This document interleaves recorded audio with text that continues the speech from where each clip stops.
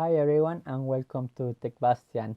One of the brands that makes most cell phones and sell the most is Samsung, and that's why we could not review the S10 that were presented earlier on February in New York, where we saw the S10e, the S10 and the S10 Plus. This time besides a Plus version, we also have a smaller version. So let's see what was new on these phones and if after Xiaomi or Huawei releases, these are still a good option. So as usual, let's start by the design and the screen of these devices, which on first view are really eye-catching. We have the S10e, the smaller, that is 14.2 centimeters high and 7 centimeters wide. It weighs 150 grams and has a 5.8 inches AMOLED screen with a resolution of 2280 by 1080. The middle S10 is 15 centimeters high and 7 centimeters wide.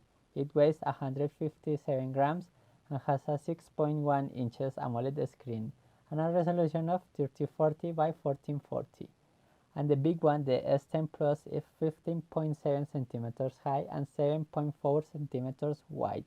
It weighs 175 grams and has a 6.4 inches AMOLED screen. And the big surprise was that neither of them have a notch, but instead they have a perforated screen for the camera, a design solution that is getting stronger in the brand. Moving on to the processor, we find, according to our market, either an Exynos 9020 or the Qualcomm Snapdragon 855. Both of them runs at 2.8 GHz for any of these three devices, while in the memory configuration we find that the S10e has 6 GB of RAM and 128 GB of internal storage. And in the S10 and S10 Plus we have 8 GB of RAM and 128 or 512 GB of internal storage. All of three devices has expandable memory through the use of SD cards, but this isn't all, because we also have a super premium ceramic end phone which has 12 GB of RAM and get this a tera of internal storage. Also expandable. All this is run by a 3100 mAh battery on the S10e, which gives around 8 hours of screen on. In the middle S10, there is a 3400 mAh battery that delivers around 10 hours of screen on, while the S10 Plus has a 4100 mAh battery and pretty easy 11 or 12 hours of screen on.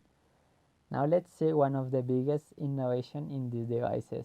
As we see, they have a perforated screen, and the S10e has a 10 megapixel front camera with an aperture f1.9, and the back the rear camera, which are actually two, one of 16 megapixels aperture f2.2 and another one of 12 megapixels and variable aperture f1.5 and f2.4.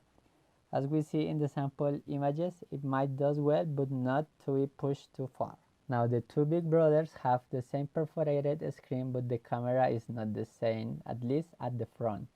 We have one single camera in the S10 of 10 megapixels and aperture f1.9, while in the S10 we have a double front camera, the same 10 megapixels aperture f1.9 and another one of 8 megapixels aperture f2.2, while both of these devices have three cameras in the back, one of 16 megapixels aperture f2.2 and a wide angle 12 megapixels with variable aperture f1.5 and f2.4.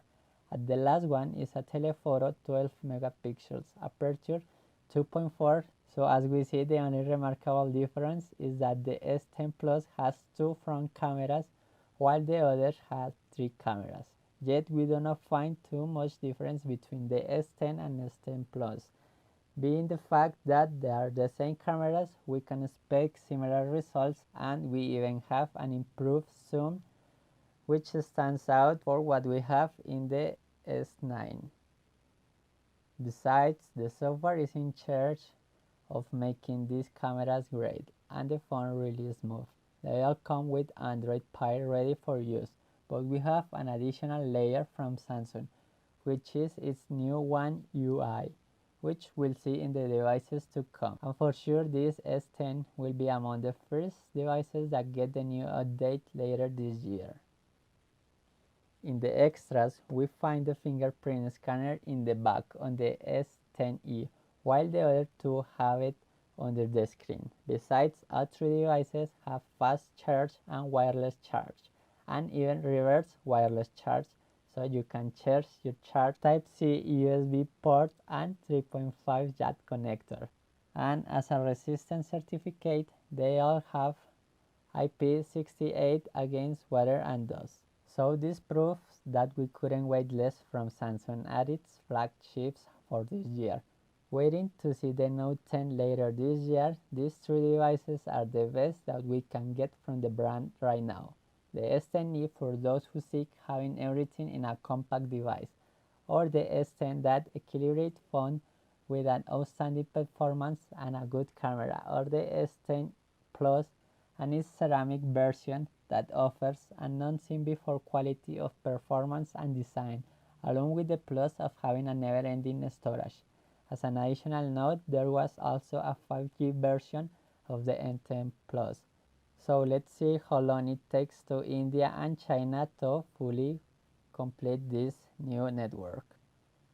Now with all of this in mind, we just need to know the price to see if getting a better camera or an incredible amount of storage is justified. The S10e can be found at 700 euros, 5,000 yuan or 51,000 rupees. The S10 in the lower end, it's 909 euros, 6,000 yuan or 62,000 rupees, while the S10 Plus in its lower end, it's 1,000 euros, 7,000 yuan or 74,000 rupees. And if you are wondering what would you have to pay to have almost a tera and a half of storage and a never seen before ceramic end, well, hold your breath because it would be 1,500 euros, 11,000 yuan or 118,000 rupees. Not even Apple there to this level. So without anything else to add and with the stratospheric prices still on my mind, I hope you have found this video helpful. Do not forget to hit the like and subscribe for more, and let me know which one would you buy. Until next time, my friends.